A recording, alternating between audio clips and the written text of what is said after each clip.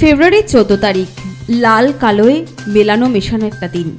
14 তারিখ মানেই ভালোবাসার দিন, 14 তারিখ মানেই অপেক্ষার দিন, 14 তারিখ মানেই মেলামেশার দিন, 14 তারিখ মানেই আনন্দে ভেসে যাওয়ার দিন। তবে জানেন কি, এই আনন্দের দিনটিও নেমে এসেছিল ঘনিয়ে অন্ধকার।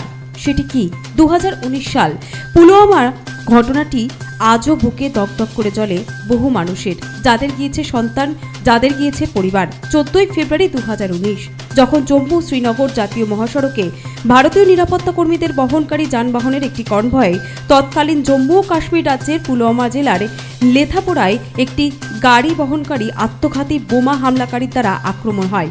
আর এই হামলায় ভারতীয় কেন্দ্রীয় রিজার্ভ পুলিশ বাহিনীর 40 জন সদস্যের নির্মমভাবে মৃত্যু হয়, নিহত হন তারা। একই সাথে অপরাধী আদিল আহমেদ দার, যিনি পুলওয়ামা জেলার স্থানীয় কাশ্মীরি যুবক ছিলেন, তিনিও নিহত হন।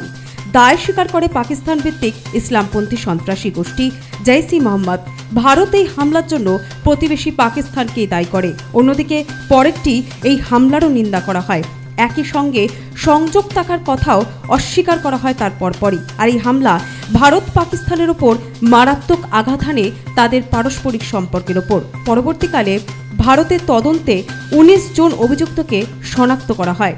2021 সালেও আগস্টে এই একই ঘটনার পুনরাবৃত্তি ঘটার সম্ভাবনা উঠে আসে। তবে পুলওয়ামা আজও দগদগ করছে সেই সব শহীদদের স্মরণে। আজও প্রতি বছর 14 ফেব্রুয়ারি একদিকে যখন দেশ জুড়ে সেজে ওঠে লাল আনন্দ, অন্যদিকে কালো হয়ে ওঠে দেশের আরও একটা দিক, এবং সেখানে চোখের জলে ভেসে যায় বহু মানুষের বুক, চোখের জলে ভাসে বহু মায়ের বুক, বহু পিতাহারা সন্তানদের চোখের জল আজও পুলওয়ামায় দেখা যায়।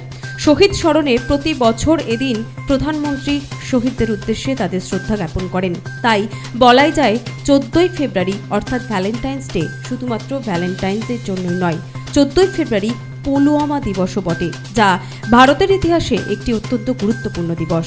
Bureau report, Nobel Bangla.